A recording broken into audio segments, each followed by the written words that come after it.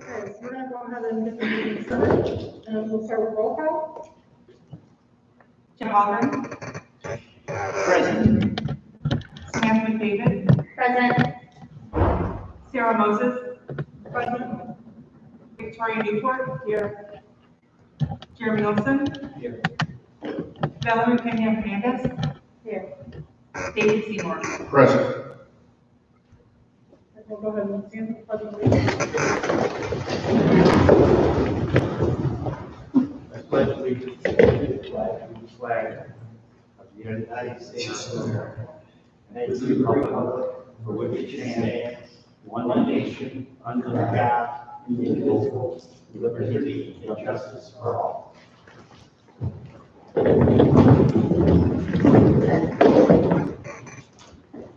Public participation recognition. Okay. Members of the public who wish to speak to the board should complete a request card or may send an email to the board president, sarah.moses@b428.org. Prior to the meeting, members of the public may also participate by using the meeting link located on the agenda. This section of the meeting will be reserved for comments from the public. All comments should be limited to 3 minutes. Criticism of individuals is not in order. It looks like we've got. Okay, Melissa Humphrey. Did I say that right? Yeah, that is.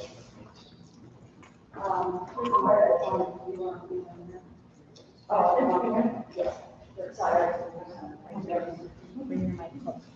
Is your mic on? Is that better? Is it on?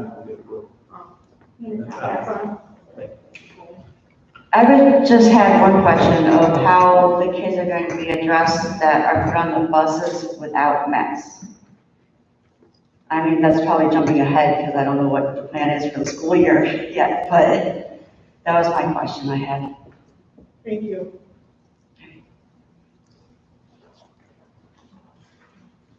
Okay, I did get some emails for public comment.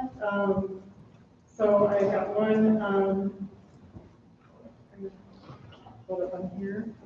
Danica Billingsley said, my husband has been told that by his physicians that he is at extreme risk of poor outcomes if exposed to COVID.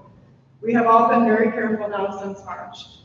We have been observing, though that many families in the district haven't taken it seriously. Until vaccination is available, we can't reasonably plan for our kids to return to in-person school. We would greatly prefer to have access to the expertise of our great teachers in the district in a way that protects our family and the teachers to directly homeschooling ourselves. We look forward to the outcomes of tonight's meeting so that we can decide on our enrollment options for the year. Danica Billingsley.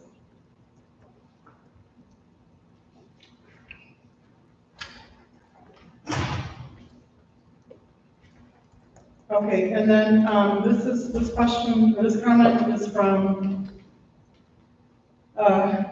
Mariana Alberto, and she just has a question. She asked whether it will be obligatory for the students to return to school or will it be voluntary? And I have more.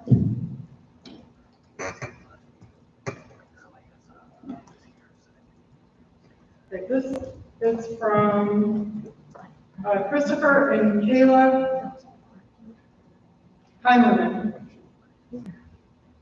And it reads, good evening, school board members. As you finalize District 428's reopening plan, it is imperative that parents are given exclusively e-learning options. It cannot be ignored, COVID-19 cases are rising in Illinois. We need to be given the option to keep our kids safely at home. Many of us will also undoubtedly be keeping close tabs on data pertaining to the pandemic leading right up until and after the first day of school. So I also urge you to give parents plenty of time to make their decision. My wife and I would like to make a call as close to the first day of school as possible. Many districts in the suburbs are releasing their plans, and they are including an exclusive e-learning option. That needs to be the case in DeKalb as well. The Milwaukee Public School District will begin with students learning remotely, and will progress to a hybrid option when it is safer for children to be in school buildings. We trust the district, the teachers, administration, and the board, but we are aware of the perils of in-person learning. If we are faced with only the option of in-person learning or a hybrid format, will have to strongly consider homeschooling our children rather than keeping them in the public school district. We don't want to have to go that route. Our daughters, Anna and Elise, will be second graders this fall. We love Jefferson Elementary School. The girls miss their friends, their teachers, their principal, and the rest of the staff, but their safety is paramount. An e-learning option will allow us to stay connected to D428 while safely keeping our children at home. Thank you for your consideration and for all the hard work that's gone into crafting the plan that will keep everyone safe, students, their families, teachers, and staff, while giving our children the best education possible. Sincerely, Christopher and Kayla Hyman. And that concludes public comment. Okay, next we're moving forward to the.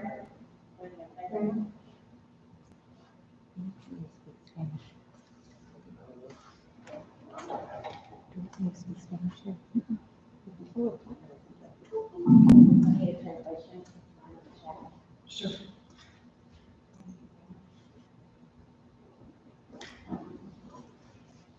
Check.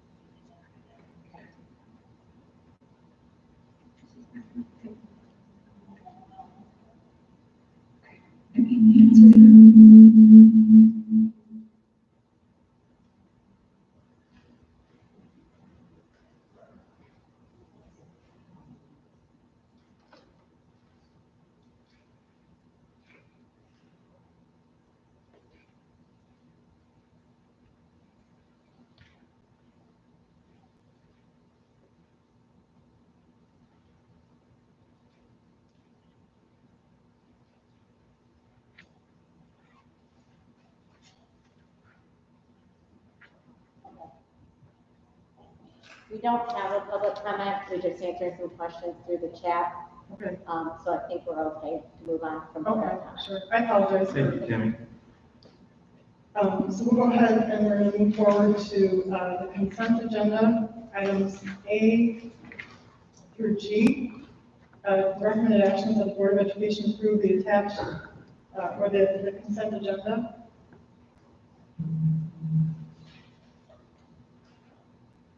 I'm not going through this individually, right? Well, after a motion and second, then we can, I'll go quickly over the highlights of it. Okay. So move. Second. Yeah, technically, the Open Meetings Act requests a quick review of the consent agenda for those people that are just listening to this presentation. In the consent agenda, we have approval of minutes, we have approval of purchase orders, personnel action items, somewhat routine, except for the item D, 3D. We're very happy to announce the employment of Dr. Donna Henry for the Brooks Principalship. And we are very pleased to make that recommendation tonight and want to welcome Dr. Henry to our community. There's also a contract with, for crossing guards. There was a previous discussion about the agreement with for differentials with our Teachers Association. And lastly, this is something that the board discussed previously, a disinfecting contract, which relates to our main discussion tonight, a proposal that Tammy Carson is recommending for your approval. So that's a summary of those consent items. But the biggest one is your hiring of your Brooks principal, and we're very pleased to make that recommendation. Absolutely. Wonderful. So we'll go ahead and do a roll call to pass the consent agenda. Samantha David, Yes. Sarah Moses, Yes. Victoria Newport, Yes. Jeremy Olson, Yes. Valerie Pena Hernandez, Yes. David Seymour, Yes. Jeff Algren. Yes. Okay, next on our agenda is the superintendent's report and presentation. This is the reintegration plan update from administration. Our superintendent, Rick Powell, will be reading a statement, and then we'll also have our translators read it Arabic and Spanish as well. Correct. At the end of June, the State Board of Education set out guidelines for the reopening of school in August. When we reviewed those guidelines, it was very clear that we could not do a full in-person return to school. So we had to roll up our sleeves and come up with a plan that would meet those guidelines and include some in-person involvement and engagement of students. With that in mind, let me just read this statement. Gives you an overview of what the plan is. And by the way, the plan is now available and released on our website. So anybody that's with us virtually can click and take a look at the entire plan.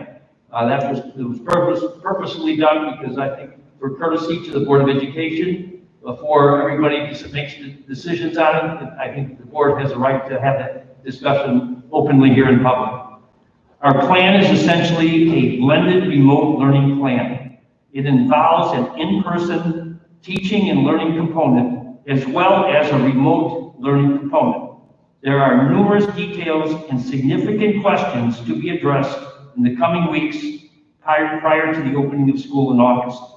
However, we are recommending the following for Board of Education approval on July 21st, 1 week from today.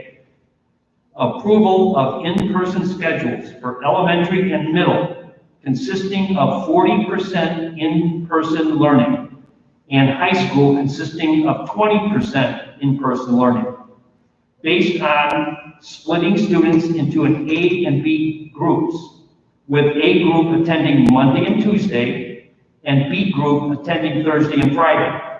Wednesday will be a remote learning / planning day. There will be some variances based on shortened weeks due to holidays typically falling on Mondays. And this is key. Students with special needs, students at risk, identified by our student services staff, will have enhanced in-person learning. Please keep in mind, our plan is intended to be fluid and dynamic, meaning it will be changed and modified based on current conditions. This could translate into an increase or decrease of in-person learning, or possibly return to a solely remote learning model. Legally, we are not obligated to provide at-home option. But listen carefully. However, as we move forward with our plan, we intend to recommend an at-home / remote option based on the results of surveys that we are going to have of our staff and families. And those surveys should actually be put out tomorrow, based on the board's reaction tonight. We believe that it is ethically and morally the right thing to do. We are expecting you to have countless questions regarding this plan. We will do our best to thoroughly answer all your questions. We are taking guidance from national, state, and local, DeKalb County, health experts and agencies. The health and safety of our students and staff will be paramount.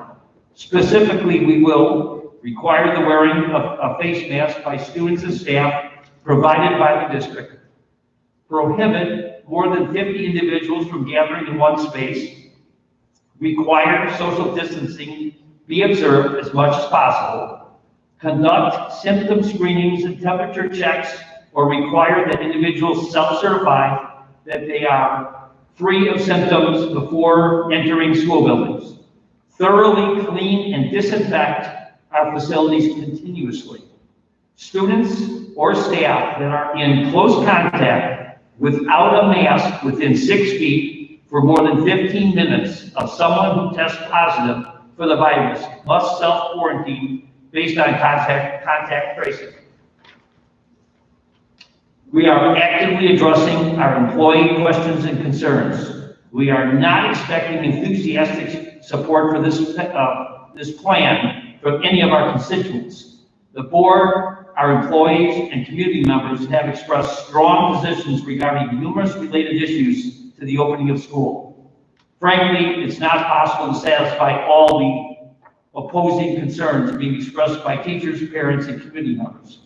The blended remote learning plan we are recommending is similar to the majority of opening plans in DeKalb County, as well as actually surrounding counties and in the area that been recently announced. With that, I would like to turn it to our Arabic translators to say the same thing in Arabic. خطتنا في الأساس هي خطة التعليم المختلط عن بعد. هناك العديد من التفاصيل والأسئلة المهمة التي سيتم تناولها في الأسابيع المقبلة قبل افتتاح المدرسة في أغسطس، ومع ذلك نوصي بما يلي للحصول على الموافقة في 21 يوليو. الموافقة على الجداول الشخصية في المرحلة الابتدائية والمتوسطة التي تتكون من 40% من التعليم الشخصي، والمدرسة الثانوية التي تتكون من 20% بناء على تقسيم الطلاب إلى مجموعات A و B، مع حضور مجموعة A أيام الاثنين والثلاثاء، ومجموعة B حضور اليومين الخميس والجمعة. الأربعاء سيكون يوم التعلم عن بعد. الطلاب ذوي الاحتياجات الخاصة الذين تم تحديدهم من قبل موظفي خدمات الطلاب لدينا سيحسنون التعليم الشخصي. يرجى الانتباه إلى أن خطتنا تهدف إلى أن تكون سهلة، مما يعني أنه سيتم تغييرها وتعديلها وفقا للظروف الحالية. يمكن أن يؤدي هذا إلى زيادة أو نقصان في التعليم الشخصي، أو ربما العودة إلى نموذج التعلم عن بعد فقط. من الناحية القانونية نحن ملزمون بتوفير خيار التعلم في المنزل، ومع ذلك نعتزم التوصية بخيار التعلم في المنزل بناء على نتائج استطلاعات موظفينا وعائلاتنا، ونعتقد أن ذلك هو الصواب أخلاقيا ومعنويا. أتوقع أن يكون لديكم أسئلة بخصوص هذه الخطة. سنبذل جهدنا للإجابة بدقة على جميع أسئلتكم. نحن نأخذ توجيهات من خبراء ووكالات الصحة الوطنية والمحلية في مقاطعة ديكال. ستكون صحة وسلامة طلابنا وموظفينا لها أهمية قصوى. على وجه التحديد سنقوم بما يلي: أولاً، تطلب ارتداء أقنعة الوجه والفيس ماسك قبل الطلاب والموظفين التي تقدمها المنطقة. ثانياً، يمنع أكثر من وجود 50 فردا من التجمع في مكان واحد. ثالثاً، تطلب مراعاة المسافات الاجتماعية قدر الإمكان حوالي 6 فيت. رابعاً، إجراء فحص للأعراض وفحوصات درجة الحرارة أو طلب من الأفراد أن يشهدوا بأنهم خاليون من الأعراض قبل دخول مباني المدرسة. خامساً، تنظيف وتعقيم المبنى بشكل مستمر. سادساً وأخيراً، يجب على الطلاب والموظفين الذين هم على اتصال وثيق من شخص تثبت إصابتهم بالفيروس أن يقوموا بالحجر الذاتي. لا نتوقع دعماً متحمساً لهذه الخطة، وقد عبر المجلس وأعضاء المجتمع عن مواقف قوية فيما يتعلق بالعديد من القضايا ذات الصلة بافتتاح المدرسة. وبصراحة لا يمكن إفضاء جميع المخاوف المعارضة التي عبر عنها المعلمون والآباء وأفراد المجتمع. خطة التعلم المختلط عن البعد التي نوصي بها تشبه غالبية خطط الافتتاح في مقاطعة الكلب. Thank you. Thank you. And now in Spanish, please. Nuestro plan es esencialmente un plan combinado de aprendizaje remoto. Implica un componente de enseñanza y aprendizaje en persona, así como un componente de aprendizaje remoto. Hay numerosos detalles y preguntas importantes que se abordarán en las próximas semanas antes de la apertura de la escuela en agosto. Sin embargo, recomendamos lo siguiente para la aprobación de la Junta Educativa el 21 de julio. Aprobación del horario en persona para primaria y secundaria, que consiste el 40% de aprendizaje en persona, y escuela secundaria, que consiste el 20% de aprendizaje en persona, basado en dividir a los estudiantes en grupos A y B, con un grupo A asistiendo los lunes y los martes y grupo B asistiendo los jueves y viernes y los miércoles. Jueves y viernes. Los miércoles serán un día de aprendizaje, planificación remota. Habrá algunas variaciones basadas en semanas más cortas debido a días festivos que generalmente caen los lunes. Los estudiantes con necesidades especiales identificados por nuestros personal de servicios estudiantiles tendrán un mejor aprendizaje en persona. Tenga en cuenta que nuestro plan tiene la intención de ser fluido y dinámico, lo que significa que se cambiaría y modificaría según las condiciones actuales. Esto podría traducirse en un aumento o disminuirse de aprendizaje en persona o posiblemente un retorno a un modelo de aprendizaje únicamente remoto. Legalmente no estamos obligados a proporcionar una opción en el hogar. Sin embargo, a medida que avanzamos con nuestro plan, tenemos la intención de recomendar una opción remota en el hogar basada en los resultados de las encuestas de nuestro personal y familias. Creemos que es ética y moralmente lo correcto. Esperamos que tengan innumerables preguntas con respecto a este plan. Haremos todo lo posible para responder a todas sus preguntas. Estamos recibiendo orientación de expertos y agencias de salud nacionales, estatales y locales como el condado de DeKalb. La salud y seguridad de nuestros estudiantes y personal será primordial. Específicamente nosotros requeriríamos que los estudiantes y el personal usen máscaras faciales prohibidas por el distrito, prohibir que más de 50 personas se reúnan en un espacio, exigir que se observe el distanciamiento social tanto como sea posible, realizar pruebas de detección de síntomas y temperaturas o requerir que las personas se autocertifiquen de que no tengan síntomas antes de ingresar a los edificios escolares. Limpiar y desinfectar a fondo nuestras instalaciones continuamente. Los estudiantes o el personal que estén en contacto cercano, sin una máscara dentro de los 6 pies durante más de 15 minutos de alguien que ha dado positivo al virus, deberá someterse a cuarentena en base al resto de contacto. Estamos atendiendo activamente las preguntas y preocupaciones de nuestros empleados. No esperemos un apoyo entusiasta para este plan de ninguna de nuestros constituyentes. La Junta, nuestros empleados y miembros de la comunidad han expresado fuertes posiciones con respecto a nuestros temas relacionados con la apertura de la escuela, francamente. No es posible satisfacer a todas las preocupaciones o opuestas expresadas por los maestros, padres y miembros de la comunidad. El plan combinado de aprendizaje remoto que recomendamos es similar a la mayoría de los planes de apertura en el condado de DeKalb. Muchas gracias. Madam President, a couple of quick comments. We anticipate class size, depending really on the number of people taking the option, as low as 7 or 8, and as high maybe 13 or 14. We can guarantee social distancing with those numbers.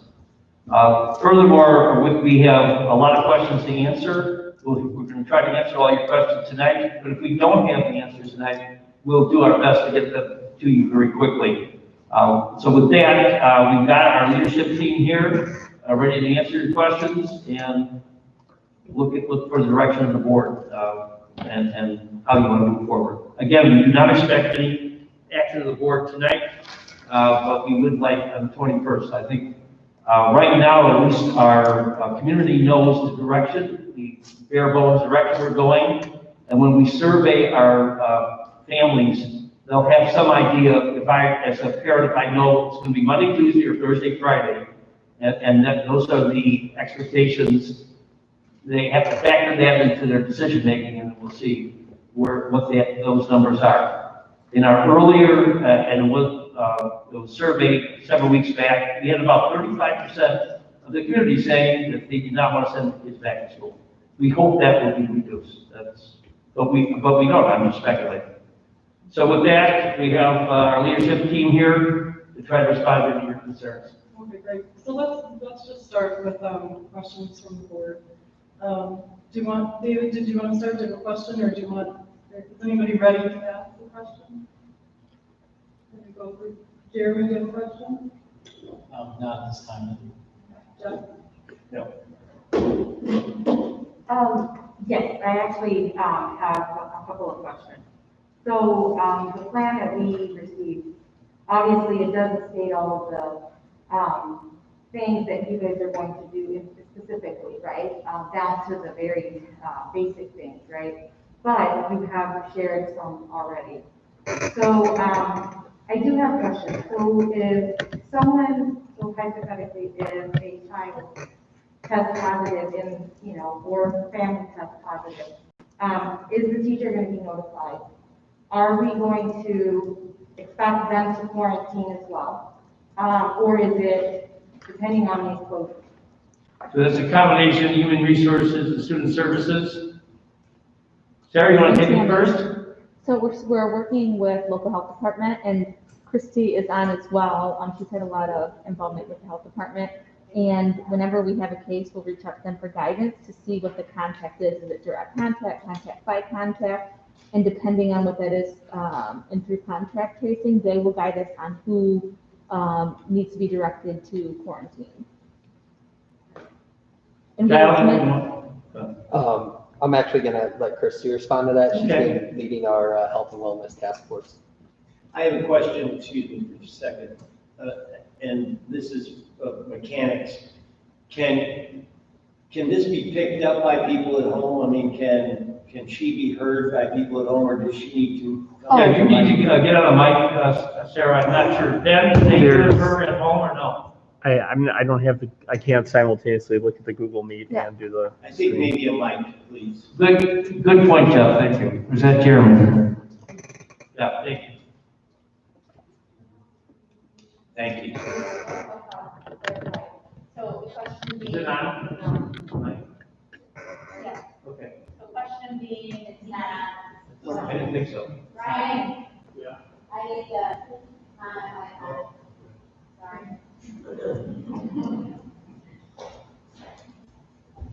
Thank you. Ready? Oh. Okay, sorry, I'll back up now. There we go. So the question was, if there's a positive case of a student, what are our next steps in terms of notifying staff? We first notify the health department and work with them, determining is it a direct contact case or contact by contact. And we work with them and take their guidance on next steps in terms of who is quarantined.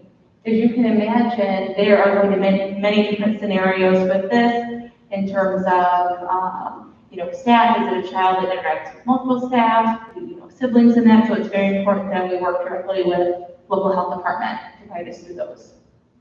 And Christy, I'm not sure if you can hear me. If you have anything to add to the student notification.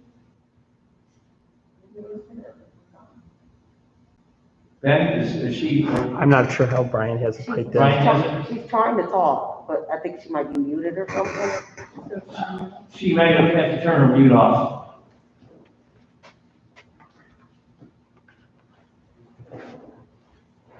Trying to join us. I think it's not here.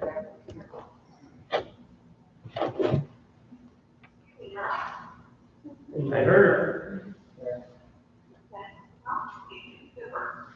So, what Kara said is exactly, the same for students, that when we have a positive case, we will be, contacting the South County Health Department, discussing that and doing the contact tracing in order to determine who should be, excluded from school.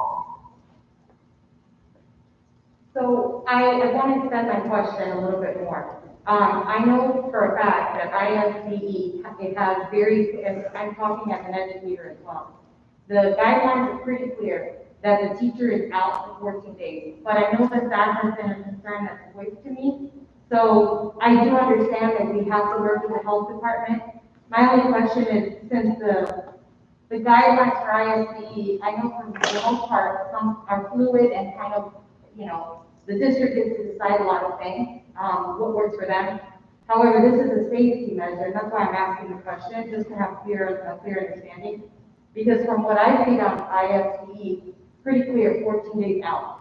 So I just want to make sure that we have a clear understanding as a district, and I follow, what we're proposing is really aligned with ISDE.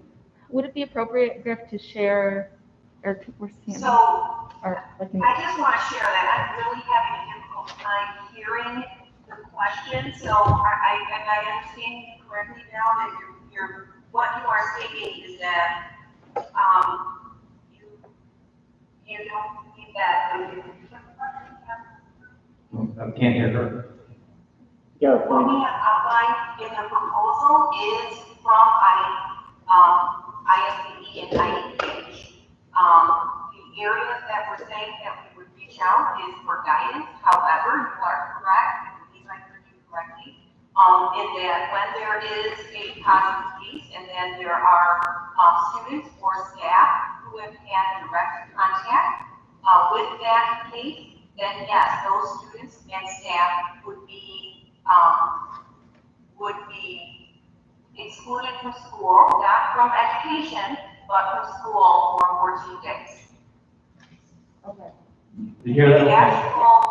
actual verbiage within the IDPH is really 10 days after the first symptoms are shown, but truly, I think that is difficult for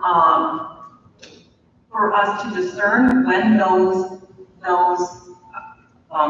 first symptoms started. So a simple 14 days is what Cindy Graves and I had discussed. Cindy Graves is from the DeKalb County Health Department. And to add on to that, Your mic's still off. Ryan's microphone on the floor. For Sarah, please, Brian. Are we ready? Okay. Just to add to that piece, in addition to the 14 days, there's also 72-hour period symptom and fever free. So it could extend beyond that. Those are the two elements that we look at. Now, if you have 72 hours in the last 3 of that 14-day period, then it would be just 14, which is an extra safety precaution.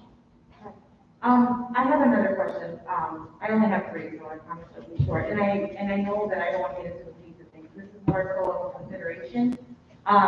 So as a ESL teacher, I know that our students rely heavily on our mouth, and they rely heavily on our gestures to be able to interpret and understand what we're trying to convey. So I understand, I really do understand that e-learning is not the best option, but is there going to be consideration for special groups where we, technically do accommodations or change maybe the dynamics of the classroom? So my question is pretty important for those students that I do believe rely heavily on our gestures, on our, how our mouth is moving to be able to convey and understand what we're trying to share with them. I understand that a shield is not appropriate. ISB has, Dr. Ayala has actually said that. So I just kind of want to put it out there as a consideration for us as a district to consider. I do the same in my, at my job, and my principal's open to the idea of, having that conversation. So I kind of just want to make sure that we're also considering those students who, rely on those accommodations. So that's my second question. And my third question kind of is aligned with, my third question is sort of aligned with the opting out piece. So are we going to clearly put that out there afterwards? We're going to resurvey, I think, the families, and we're going to figure out, after we've done this reentry plan, where they stand, right? To be able to feel whether they're going to send their kids back or they're going to choose the opt-out option. Now, I do know, Greg, you just said that you can guarantee, that, our numbers are going to be low. But We don't know, right? But we really don't know. So if they like this reentry plan and they decide that they do want to send their kids, and our numbers increase, are we going to have to go back to the drawing table and figure out an appropriate plan where our students can socially distance and where it's safe for our teachers? Are we going to have to? Yes. Yes. Absolutely. Okay. I just want to make sure. Quick question. For everybody, I think, listening, can we maybe get the definition of direct contact that we're working through?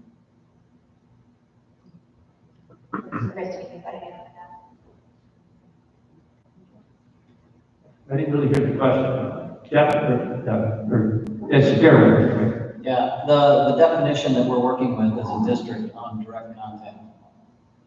Direct contact with students? In other words, what entails direct contact, let's say, between a teacher and a student? Or somebody that's infected, somebody who's not. Kim? It's I know that's defined.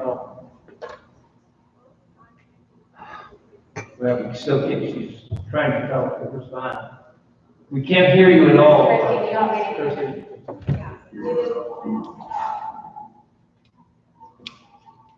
If I can respond if that's all right. I think you know what she's trying to say.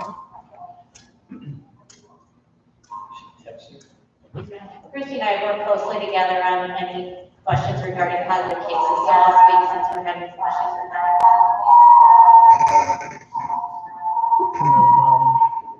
That's not doing it.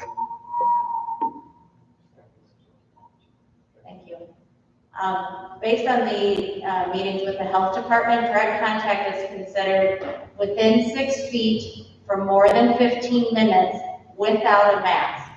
Those are the individuals that would be at high risk should an individual test positive for COVID. And that's part of the CDC, correct? That's part of the CDC guidelines. Again, that's direct information from Cindy Graves, who we've had questions for that have been directed to the health department. And I do believe that's outlined in the plan we received. So I just wanted everybody at home to be able to hear it. Yes. So. Thank you. Thanks, Jeremy. No, I haven't finished the question. I'll come back with that. Sure. Victoria, do you have a question? No, good, thank you. Samantha? Yes, to follow up on that, Tammy, so then if a teacher or a student in the classroom does contract COVID-19, but did not have their mask off and were 6 feet away, the whole class would not necessarily have to quarantine them? I know that's like a very, I know that's really detailed. This one's I just want to working? make sure I understand it correctly. Those are also the things we're working through right now, is exactly how those plans would be in place in regards to identifying individuals. But again, based on all the guidance we've received to date, and questions when there's been close contact or direct contact or person to person, as it's called, then if those questions are not answered in regards to within 6 feet for 15 minutes without a mask, we have not had to require those individuals to be quarantined. Okay. But again, all of those specific things are being dealt with the health office staff in regards to what if scenarios, in regards to positive cases, family members of positive cases, and how that will impact from a contact tracing standpoint. Because there will be contact tracing that'll have to take place in regards to who that positive case has been in contact with. I have another question, that's great. So I know you had said, Greg, that we are going to try to offer a remote learning for students or families that feel that their students really cannot attend in person at all. What, if we have staff that want to disclose a health need that they would be uncomfortable being in person, do we have a plan or procedure kind of, and, yeah. Excellent question, Samantha. We actually had that discussion with the leadership of the Teachers Association last Friday, based on the board's giving us a green light to move ahead. We're going to look at, and it's going to be very difficult, and we have to be very creative to diversify our staffing for those people that have a legitimate medical reason for not being here. If we can create positions of solely remote learning responsibilities, that would be something that we would attempt to do. Okay. So, and that's going to take a lot of work, and but it's something that's a priority, I know, for the Teachers Association. Absolutely. And then in regards to elementary, I saw the reasoning for high school, and that makes a ton of sense. But in regards to elementary specifically, are we concerned about the times where they would have to remove masks for eating, or just because they're little kids and maybe aren't comfortable wearing a mask for 7 hours? The answer is absolutely yes. That is a situation we have to address. There's a lot of concern at the point when students have to take their masks off to eat. That is, and for the supervision of those students, K-8, that is a major concern. The high school has a situation where we will be giving free lunches and also breakfast. But when every kid leaves at the high school, they will get a bag of breakfast and lunch each day. However, in our current plan, going for 40% of in-person K-8, we are going to have to come up with some procedures to minimize any kind of issue when those masks come off. If it was simply having a snack, most districts are recommending kids go outside and take off their masks socially 6 feet apart and eat your snack in 10 minutes, come back in school. That's pretty hard to do with a full lunch or a breakfast. need be. So, any other people on the leadership team would like to add to that? If there are any further questions for Christy Meyer, I'm going to try to do this through my laptop and the microphone, if there's anything specific you'd like to hear from her. Christy, do you have something? So I just wanted to share that, that we have been really considering our students with specialized needs who would not be able to wear a mask or keep a shield on. We are looking at additional to protect both the students and the staff. You hear that? Yes. She said that for students with special needs that are not able to keep a mask on or even a shield, that they're looking into additional PPE to keep them safe as well as staff. Thank you for sharing that, Christy. That's good information. I guess I was talking more about in a general education classroom, even with, even only 8 second graders or first graders, it could be difficult for them to keep a mask on for potentially 7 hours a day. And so I know when I had talked to you about this concern before, there was maybe the idea that potentially we could even scale that further. And I know that in-person instruction is very important, and we have a lot of other concerns of social, emotional, and supervisory concerns. But could that be an option on the survey for those parents?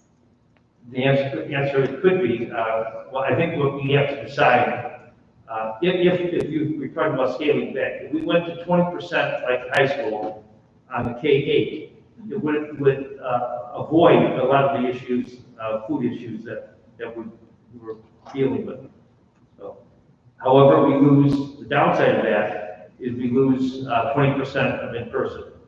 To me, primarily, I guess what we're looking for is a green light by the Board of Education to have some in-person. And the way, if we can start slow and incrementally and build on that, goal being to increase it in person, but in the safest manner possible to protect our students and staff at all costs. So if we start slow with the intention of building on that, I think that we have some chance of success. And I realize the emotions are very strong on the staff side, on families, but I think, again, if we start slow and build up, and what we do in August doesn't have to be the way the middle of September is. Doesn't have to be the way October is. But if we get started and try to return to the new normal or some kind of a new normal that we are going to create, then we have a chance. It's not going to be easy, no matter what we do. I don't want to monopolize time, but can I ask one more question? Sure. In regards to masks? Melissa had asked earlier in public comment. I understand that it's ISB's guidelines to, if a student or a family refuses to use a mask, that it could be handled with a disciplinary referral, according to ISB guidelines. But is there something or a way to incentivize mask use? Or what will we do if a student will not wear a mask getting onto the bus? Cal, Christy? You guys hear me? Sure, that could be a real situation. What we have been advised to do is first work with that family closely to educate. Secondly, we may advise to more remote type of education.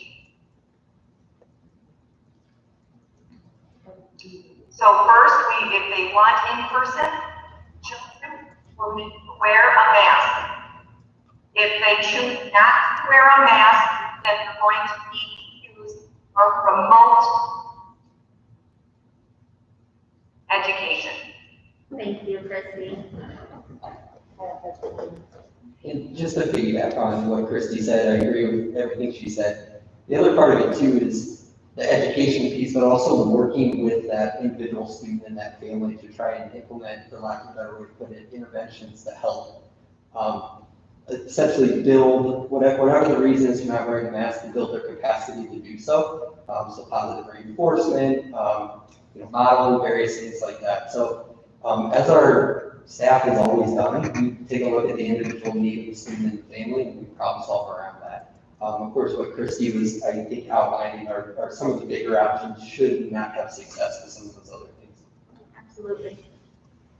By the way, I just want to mention, if we go through all this work and begin in person, and we have either from the governor's office or a decision, we have advanced spike, the work won't be for naught, because our intention is to still, our goal is to get back in person.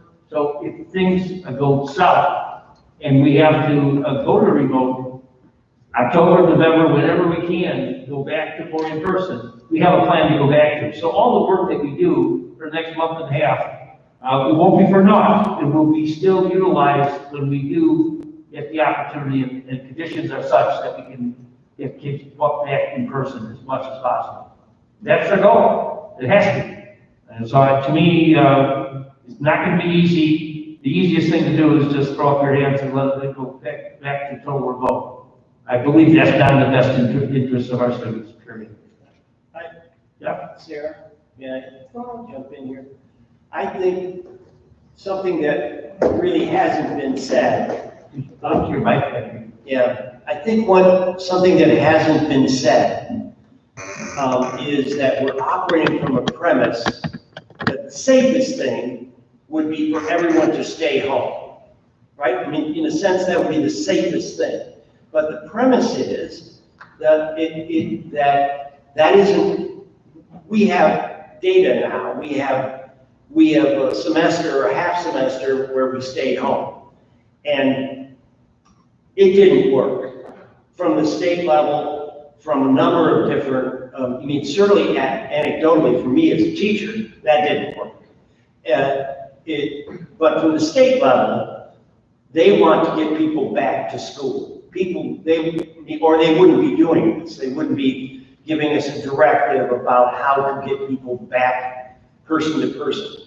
So as a teacher, I feel that the learning from home is not the best method for teaching, certainly for me, but I mean, there are numbers of people, large numbers of people that absolutely need contact. Certainly, K through 3, it is all contact. It's huge amounts of interaction. And for large numbers of the disadvantaged, absolutely necessary to bring it into a much more structured environment. And so the whole premise of this is, if teaching at home worked, we wouldn't be up here having this conversation. We wouldn't be trying to figure out how to get them back. So we're trying to balance, we, the board, or at least I feel from my understanding, that certainly myself, is that the idea is how to do that as safely as possible, but still with the idea that contact, that teacher-student contact, and for large amounts of our population, student-student contact is absolutely necessary to the learning process, and it works a great deal, measurably, very measurably better than working at home, which would be obviously the safest thing. But that isn't our objective. Our objective is to get children back into school. So I just wanted to, I just want to let us know, or let you know that I feel that we needed to establish that premise. That's why we're here having this conversation. Yeah, I just want to make a comment.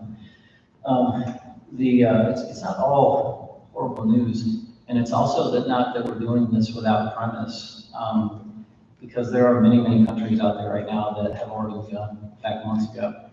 And the data that's come back is actually pretty supportive of the methods that we're employing here. I'll say like Sweden, they started out a little rough, but then Sweden, Denmark, Norway, they've all gone to class sizes between 12 and 15 students. None of them has seen an associated increase in cases. They're placing desks similarly to the way that we had described. Their policies are almost identical to what we've laid out here in terms of alternating AB schedules and that sort of thing. So I think that there's very positive data, and it's not just those countries, actually. The Washington State Department of Health, along with Medicine Pandemic Preparedness and the START Center, they updated this report regularly. The last update I got was July 6th, but it's really recent data that suggests that doing it in this manner does significantly reduce the risk. And in fact, what was most surprising is that the educators were affected even less than the students. They were actually the safest. Because I know that's been a big concern, but the data supports that in the mechanisms we're looking at implementing here, that there's not a tremendous amount of risk or even additional risk to the regular population. Thank you, Jeremy. I have one comment for our families. I do think it's important for us to outline that by mentioning remote learning, e-learning, it isn't the same as what was offered previously. Obviously, we are very reflective, as educators. So what I can say is my children had a wonderful experience in terms of e-learning. And I think our teachers did one heck of a job. And I do want to thank them for that. I do believe that they worked very hard. I do believe that they put out a very, very robust e-learning plan. And I can say that with certainty because we are a one-to-one technology district. So that allowed us to provide a very robust plan. But there were things that didn't work. And one of the things was that ISD certainly put us in a situation where grades were not, taken in consideration, right? If they were negatively impacting the child. So what maybe the kid do to work? Really nothing, right? Because the grade is the ultimate goal for a lot of them.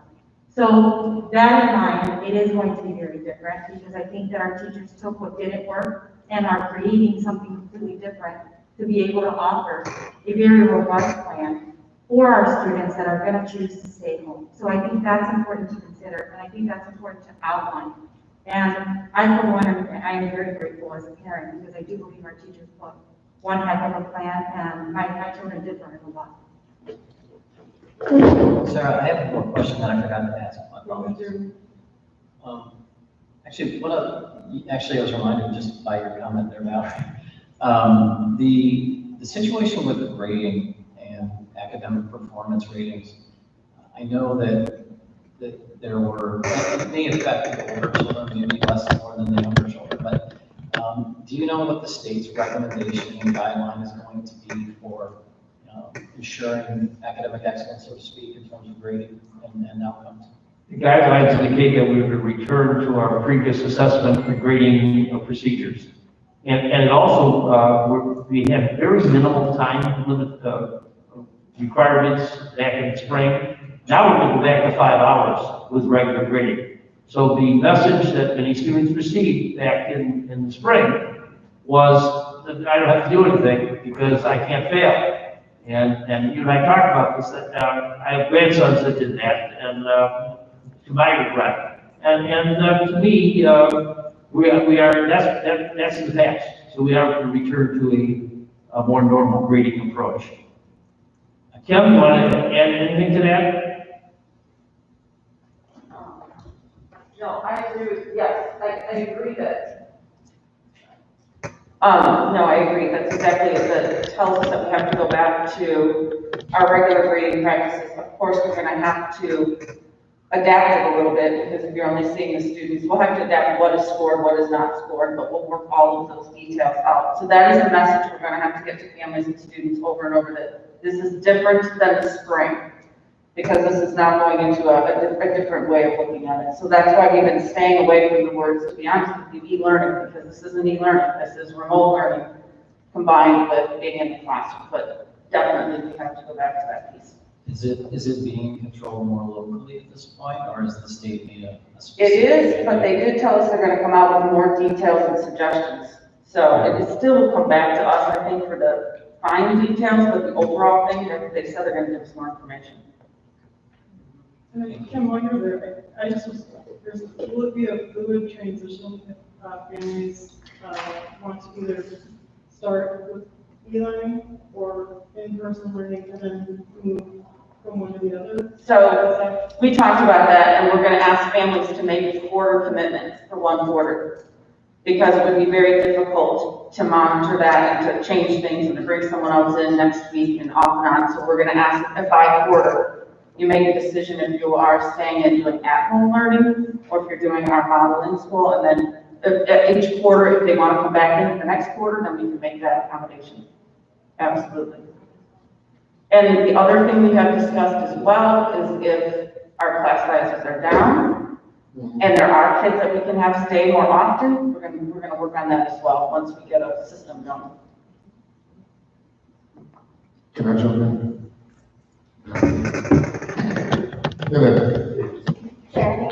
Absolutely, please.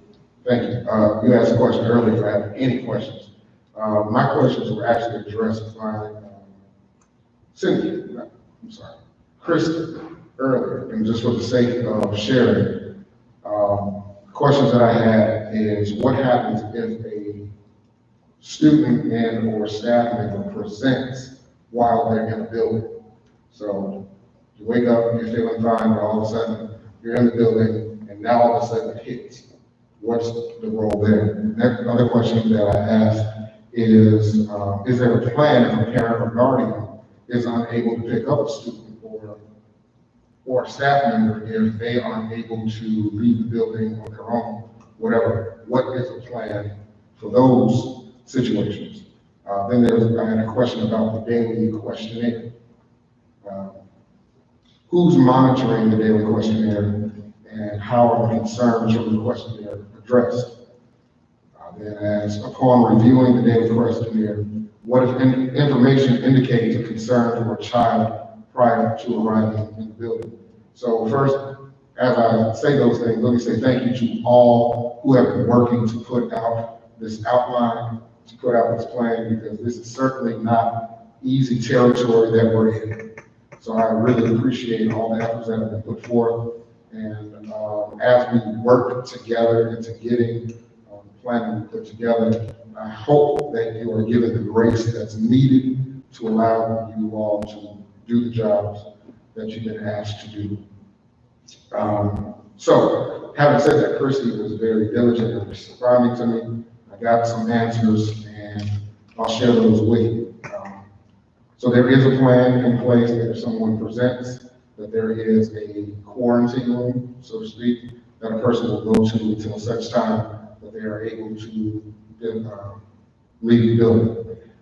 They're still working on a plan as to how to retrieve a person in the event that there isn't immediate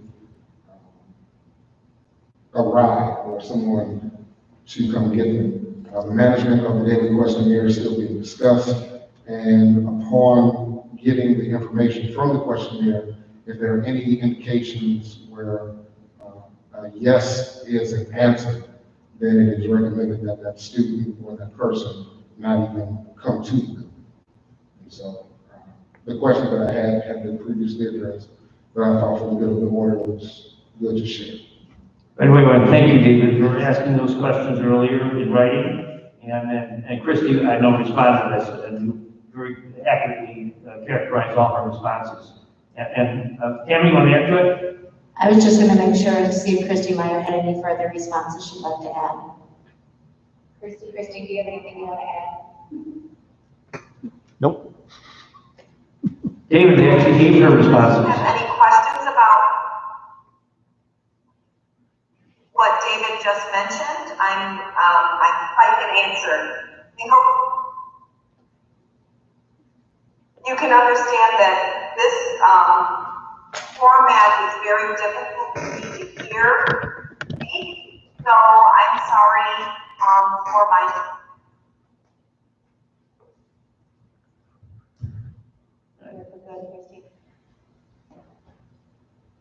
Cut out. Does anyone else have questions? I have one more question and one more comment. The question is, Ben, earlier we approved the purchase of more Chromebooks for our K-2. Were we able to secure those and will be able to have those for the remote learning portion? Yes. So the short answer is yes, we were able to secure those. We should have those by mid-late August is what we're being told right now, which is a lot better than I've heard from a lot of districts. So we should have one of the initial shipments coming in from Lenovo to the United States. But everything is still back ordered for a lot of districts. A lot of districts are coming in right now and finding that they have kind of an indefinite timeline looking towards maybe even December before they're going to get a device. So we're looking pretty good at being able to get them in August. And connected to that, we still have mobile hotspots available for families if they don't have home internet. Absolutely. So if you do not have internet access at home, we would like to rectify that. And we do have staff Monday through Friday at the Cal High School at the front doors from 10 a.m. until 2 p.m. in which you can check out hotspot, get you internet access for school district related purposes. And the same goes for staff. If they're in a more remote location and don't have reliable internet access, then we can offer them a hotspot as well. Thank you, and I just wanted to comment that, while I really appreciate this plan, it's easy to understand, and I appreciate all the work that went into it, and I understand the comments earlier about the data showing this is potentially working in other places, and that in-person instruction is generally best for students. I think we also have to consider that the majority of our students are Black and brown students, and they're disproportionately affected by COVID-19. And so that has to be, it's just another layer that we have to consider, that when we're talking about students that are potentially disadvantaged, I think was the word used, that we are also considering the other layers, the intersectionality of that with Black and brown students that generally don't, or that may not have access to healthcare like some of the students in a more homogeneous social healthcare setting. Equity issue. Yes. Question. I have one question, if I may, Sarah. Sure, go ahead, John. The question that I have is, when we have the Monday, Tuesday, and then the Thursday, Friday group, 15, say, in a classroom, or 12 in a classroom, and then we also are doing a remote, are we not? I mean, from what I understand, we are doing, it is being televised out to the other students. Synchronized remote, I think you're referring to, yes, as much as we can in 612. And it is interactive, from what I understand. That is to say, the student at home can ask a question in the class as if they were there. Very similar to what you do at community college. Hopefully, because again, we have the technology to do that, Jeff. You're absolutely right. We can, they can interact remotely if it's synchronized. Right. Which means real-time remote learning. For 6 through 12, K-5, when we say remote learning, it will probably be more of a model of follow up to what, so when they were in school on Monday and Tuesday, what they will work on Wednesday, Thursday, and Friday will be a follow up to that. We've also purchased a couple additional things for kids to do at home electronically that the teacher can monitor, see their data, and be able to do that on that Wednesday afternoon when they have that collaboration time. They can go in and see how are they doing and support them that way, because the teacher will be teaching. They won't be able to get online during the day with them on that Thursday or Friday when they're working on things. So we're working on that plan tomorrow and Thursday with some teachers and administrators to look at that for K-5. Great. Thank you so much for answering that. Thank you. Yeah. Just to follow up on something Jeremy said about assessment, Principal Horn was, and we had a lot of time to talk over the last 2 days, or over the weekend. And one of the things, the point that you made, James, the other day was that the sacredness of the in-person time, we can't use it for a lot of assessment and evaluation. We have to emphasize instruction. And that does change things somewhat. It's going to be challenging. Did I make your point properly? Yeah, correct. It is going to be a challenge, so we're going to, once we, I can project, but not throw a mic. Yeah, one of the challenges that when we make a decision and how we execute this is making sure we support staff and our teachers and how they're actually assessing and delivering instruction. It is going to change because the recommendation that we put forward at the high school, student in group A is going to be in person 2 times a week. So it will look different. Right. But that time has to be very sacred and have to use it very productively. Anybody else have another question? Someone just had a question on the chat. I saw it. We wouldn't be answering public. Okay. Do any further questions? Okay, I have a couple questions. PPE will be provided by the district for teachers and students if students don't have it available. Tammy, you want to give us a present situation? Yes, we do have over 10,000 adult size masks and over 5,000 kid size masks available should the need be present itself for our staff and our students. In regards to plexiglass, that's another PPE that we're looking at and that we have purchased and ordered through a local company. And we'll have in certain office settings as well as portable plexiglass units that can be rolled on a temporary basis into spaces. Christie's also working with the health office to ensure that the health staff are properly protected in the environments that they are working in, as well as the teachers that are in our special programs. Thank you. And Tammy, this is probably will be too. Can we accommodate filtration systems that are drinking fountain systems?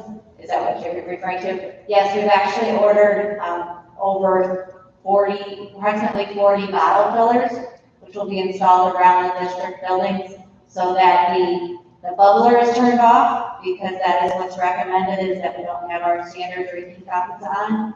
But the bottle fillers that are currently do not have in our district buildings would be available a minimum of 2 per building, and at the larger buildings there'll be more that will be available for use by our staff and students. Gotcha. What I was referring to, that's good to know, but what I was referring to is air filtration. We are also, and even if that we are able to switch out the filtration system that circulates the air, recycles the air in rooms, we are switching those filters wherever possible to MERV 13, which are a hospital-grade filter. Okay. And then going back to touch on what Samantha had brought up in terms of elementary and middle school students and the amount of time that they'll be in school is 40% of time, which requires them to eat in their classrooms and take their masks off to eat. We know from the World Health Organization that coronavirus is airborne. So if we've got students taking off masks in the room to eat, I guess what would be the logistics if we were to reduce the time that they're in schools? It would be similar to the high school where they would not be eating in school at all, except for maybe a snack like I described outside.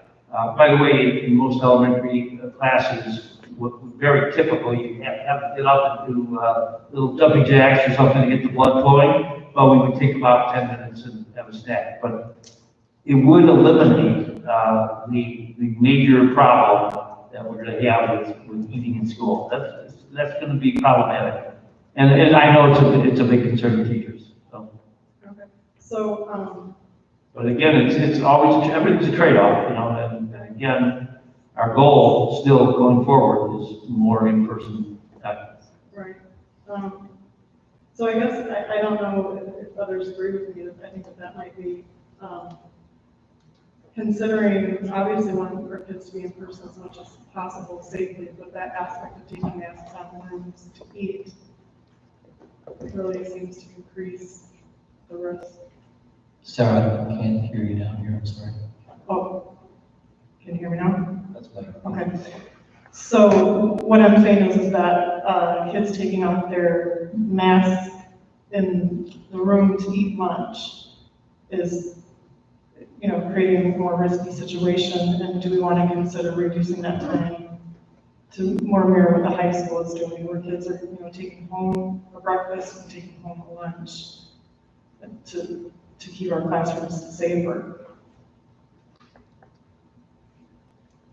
If I could make one comment in regards to the classroom setup, to increase the safety, we are measuring 6 feet between every student's seat and between the seats between the students and the teacher. So again, following the CDC guidelines, the high risk is when you're within 6 feet without a mask for 15 minutes. So again, if the students are eating at their seats, they are at that 6 foot distance. So just something to keep in mind. Some of the districts that are coming back are not within 6 feet, or are within 6 feet, excuse me, and that is where the risk goes up. Another related problem that we haven't worked out with our association is the supervision during that time. Right, We have not worked that detail out yet, in terms of how that supervision is. Sarah, do we have any handle on that yet? Still working through it. Yeah. Hey, Sarah. Yep. I want to revisit an item that James brought up. That is that we are going to a different system of accountability for students, that grading will resume. And I would put it upon, or at least I would have people watching, parents watching, discuss with their children as to whether they feel that they would be best served by being at home. In other words, whether it worked last semester, whether being at home worked last semester. The point being that I think most of our older students know whether one system is going to work or another. And being back at school would then, once we're accountable, that is to say, once those students are now accountable for their grade, then what would best serve them as to whether they want to be back in an environment where there's a teacher involved. And I would put that as that is a game changer. That is to say, you're being accountable now is going to be really important. And my students last semester, I don't think I expressed it enough that they're accountable, because they did have a bailout. My semester at teaching at Elgin Community College, they could withdraw up to the last minute. In other words, no harm, no foul, they could leave. But that's not the case here. It's a situation where accountability is accountability, as I understand it. Is it not, James? I mean, it's basically going back to the system we had prior to the pandemic. Based on the information we have now, yes. I mean, that it is becoming a change in the way they did before, but that's the thought we have moving forward. Right. Jeff, I like your suggestion. Yes, every family should have that discussion with their children and students. That's an excellent suggestion. So hopefully they're hearing this, and they'll start talking tonight about that. Great. One last question. So, as we know, specialists pull out children for whatever reason, sometimes in groups, right? So our reading specialists, our special ed resource specialists pull out children, and they're very confined, very small spaces. So if we are considering obviously having the 6 feet distancing, those spaces that they're in which they pull out those children are very confined and would not allow for that 6 feet to be in place. So are we going to not have specialists pull out children, or is that going to be done remotely? Probably both, but mainly we'll do a push-in model Okay. as much as we can because of that situation. We do have some schools that would have space possibly, but again, it depends on privacy too and what they're doing, depending on the specialist. But our initial goal is to push in. Then of course, that provides some things that they could also have at home too. With the portable partitions that Tammy's been looking into, we assist in that area, where we can make it be very close with their being partitioned. You can see through and hear over. Perfect, thank you.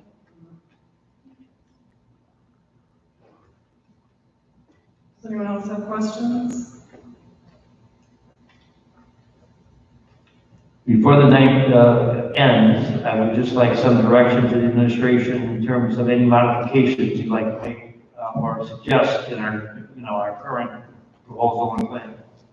Because next week we'd like to have, get action to the board, and I feel comfortable that you are supportive of some in person, unless I'm not hearing this right. And if that's the case, again, the goal will be, so everybody understands, is to increase in person over time. And whatever we start out with, if we start out with baby steps, that's fine. But everybody has to understand this. As conditions change, we're going to make alterations and modifications and move forward. And that's, I think that's important that everybody understands that from day one. I'd just like to say, first of all, thank you to the countless hours that I know all of you have spent basically piling over what the best forward strategy is, knowing that we're never going to account for everything. And I also understand the pressure that is on everybody for this to go well. So thank you for your diligence and your commitment. I think it's excellent. And secondly, I think that the best practices that I see exhibited here are about as good as it gets from what's being done, not just nationally, but internationally. So thank you, and you have my full support at this point. Thank you, Jeremy. I personally think that it would probably go a long way to help families feel more comfortable and help teachers feel more comfortable if we did move elementary and middle school to more mirror the high school in terms of, I mean, I understand what you said, Tammy. Those are the guidelines. But we also know that we're dealing with, an airborne pathogen. And I think that, if we're asking people to go back, that we really have to consider, making them feel as safe as possible. And I think that's a baby step towards that, that goal. And we can look from there to see, I don't know who agrees with me on this or not, but personally, I think that would be safer. Excuse me, Sarah, can you speak in the mic again? I'm sorry. What was the thing you were saying we should consider, Sarah? I'm sorry. Okay, so I'll say it again. So I think that to help parents and teachers, families and teachers feel more comfortable about this process, about actually going back into schools, that if we have our elementary and our middle school more closely mirror what we're doing at the high school in terms of the time that kids will be in school, it gives kids, it's a very long day for elementary kids, particularly have masks on. And then the issue of taking masks off and eating in classrooms, it increases risk. I mean, if we're taking masks off and breathing in a room and we're in this room all together, I think that would be a more realistic and kind of, I don't know if I want to say comforting, but, a baby step towards, our goal of having, more in-person learning. And like I said, I don't know who agrees with me on that or not, but that's something that I think I personally would like to see modified. I second that. But I do. I would also be in favor of that. I don't know if there's a way to get staff or parent input, I guess, to see what is more comfortable but I would be comfortable with that. I mean, comfortable with some amount of in person. That's kind of what you're asking, right, Chris? Sum up what it is that you're saying that you three are in agreement on. I mean, what exactly? What I'm suggesting, Jeff, is that instead of elementary kids and middle school kids being in school 40% of the time and having to eat at school, which requires logistics and supervision of adults and kids taking off masks and eating, that it would more mirror what we're going to consider at the high school, which is 20% in-person time, where they get a lunch and a breakfast to go. So they'll take their lunch, their breakfast home for the next day, and they'll take their lunch home to eat after school. Right. But half days K-12, that's really good. Half days K-12. So basically reducing the amount of time that they are spending eating and being without their masks, right? I mean, in the grade schools. Correct, Right. and middle school. But from what I understand from our superintendent, that the children, the younger children, the reason that we're trying to go with 40% for them is because of the need for more face-to-face interaction with them, high school students being a little bit more independent and able to work online a little better. Is that correct? Am I hearing that correct? That is correct. However, I can tell you that as long as this board is committed to continually examine the conditions and are open to increasing as time goes on that in-person component, having that first baby step is palatable as we open up school in August, right? I mean, that, to me, the key is that this is a plan that's going to be fluid and dynamic, and that what we set for August 24th, I'll explain that in a minute, is not going to be assumed that that's going to be the entire, it's going to be in September. I would like to jump in and say that I also feel that that is a consideration, that is what you were talking about, Sarah. I feel that that's a consideration that needs to be taken into account. But I fully support the plan as outlined. I, like Jeremy, fully support this plan that has been outlined as we have it so far, knowing that it is fluid, it will need to have, it is definitely something that we'll have to adapt to. Evolve. And can I just ask a quick question? It's very related to Sarah's point, which is cutting the amount of education time in half for our students the only way to get them to eat a 10-minute lunch? Because I don't believe that elementary students need an hour. So if we're going to cut their school day in half to avoid 10 minutes of contact, I mean, can we send them outside one at a time and then they need to sit down and eat their lunch? I mean, to me, I don't think that should be the only solution that we potentially look for, I guess, is what I'm saying. Because I will also say that my nervousness is, we do have a lot of children who don't have family at home during the day. And what we might be incidentally or accidentally doing is creating disequity in the educational process. Because children who do have more means and people at home or ability to get more help than others are going to have advantages educationally over the others. Whereas the more time that we can keep them in front of a teacher, the more equity we bring to the situation. So rather than maybe, Sarah, I totally appreciate where you're coming from, by the way. And I'm just thinking maybe there's an alternative to cutting half of the face-to-face time just for kids to be able to eat lunch. Is that something we could look at, Greg, potentially? Absolutely. Oh, thank you. And I would agree. I mean, I don't think that there's any good solution necessarily. Like, certainly, the last thing I would want is children to receive less education.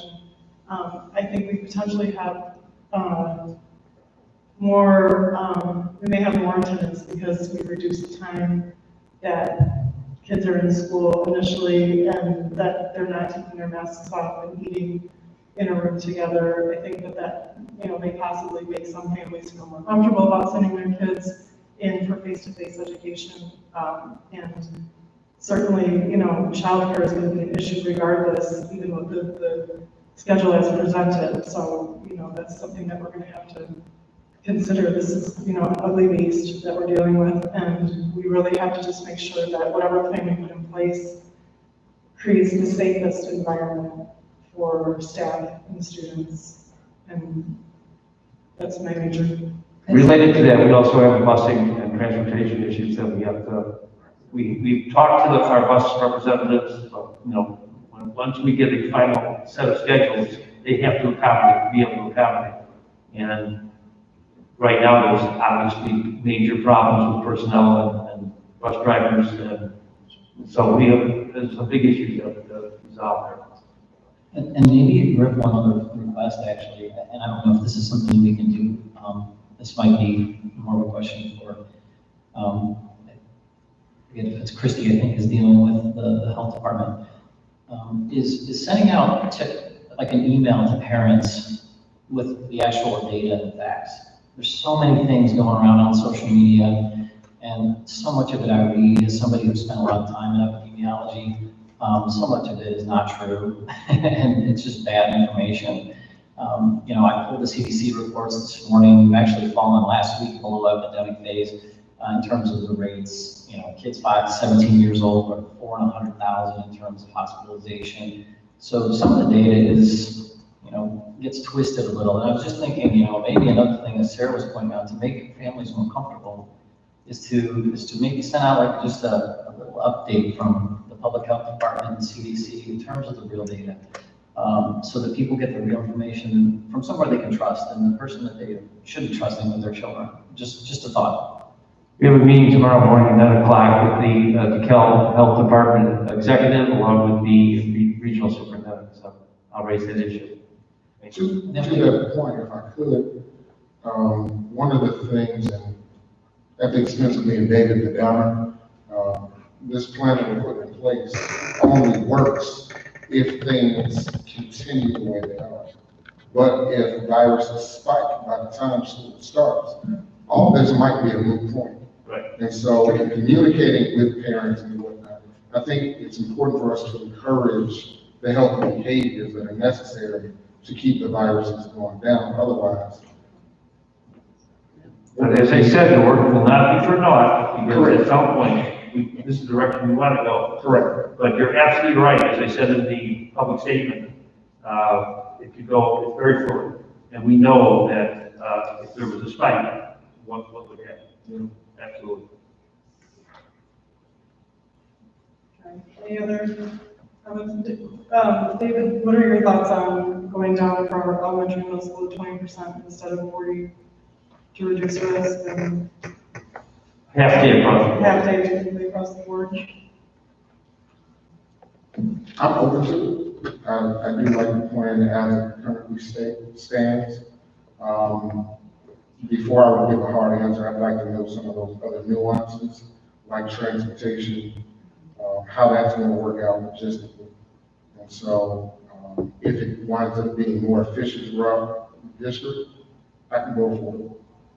But I want to see some more information first. We have a meeting also set up tomorrow with our association representatives, both the teachers and the paraprofessional teacher assistants.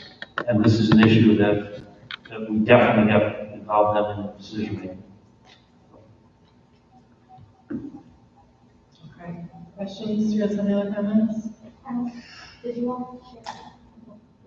Sure. Oh, I didn't think Victoria had a chance to share. I asked them to, I asked earlier. I'm good. Okay. Sorry. I guess I should say, I think this plan is a good plan. It's a great starting point. Close to the microphone, Victoria.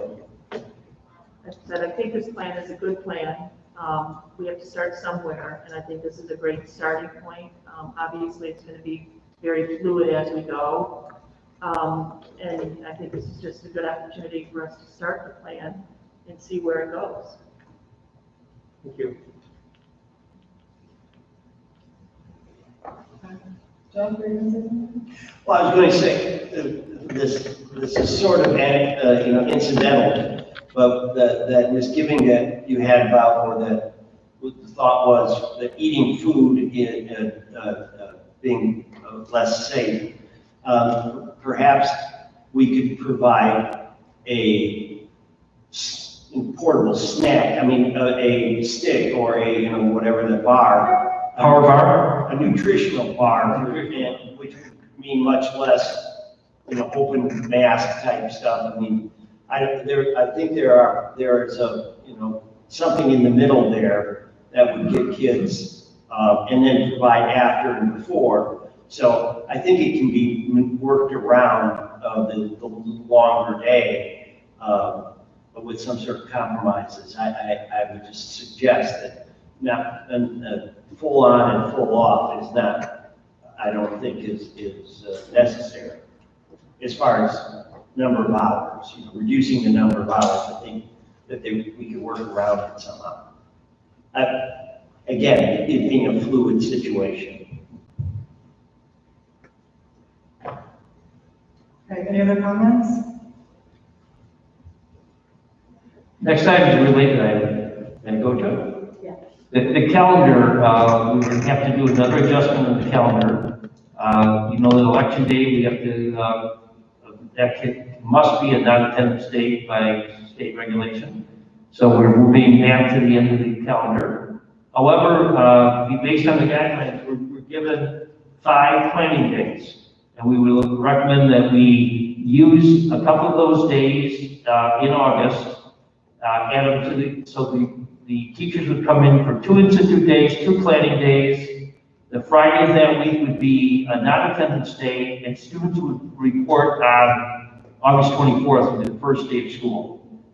We would be moving the day that was previously that Friday non-attendance day to Columbus Day, and we'd have a school in that October day that was previously a holiday.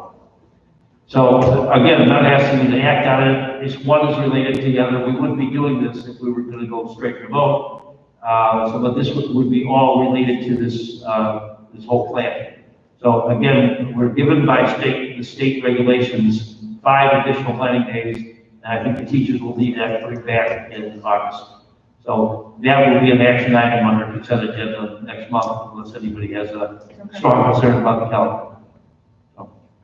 Rick, there's concern that there wasn't consensus to bring it back as an action item. Which one? The plan that was presented. Oh, okay. Go back then. Okay, so back to the integration plan. Is there consensus to bring it back? So can I ask if I have consensus? Well, I thought I was hearing a consensus to bring it back on the 21st. Was I wrong? I thought so too, I'm just related. I'm in agreement with that. What'd you say, Jeremy? I'm in agreement with consensus for both. Do we want to walk down? I am in agreement with bringing this back. Yeah. Yes. Yes. Yes. And an amendment, we'll bring that back. Yes. The calendar? Yes. Yes, everybody? Yes. Yes. All right. And with that, we will, okay. Yeah, do you have a question? No, I don't, I just didn't know if we were done, I'm sorry. Yeah. Okay. Those are the only changes that we're looking at in the modification of the calendar. That's it. Okay, so, we'll go ahead and motion to adjourn. So moved. Second. You have to roll call because of the new Open Meetings Act. Sarah Moses, Yes. Jeremy Olson, Yes. Victoria Newport, Yes. Valerie Pena Davis, Yes. David Seymour, Yes. Jeff Halgren, Yes. Samantha McDavid. Yes. Thank you, everybody. Thank you to the staff, thank you administration for making this happen, everybody that's up on that board, thank you so much everyone for all the hard work that made you put this together. Thank you everyone.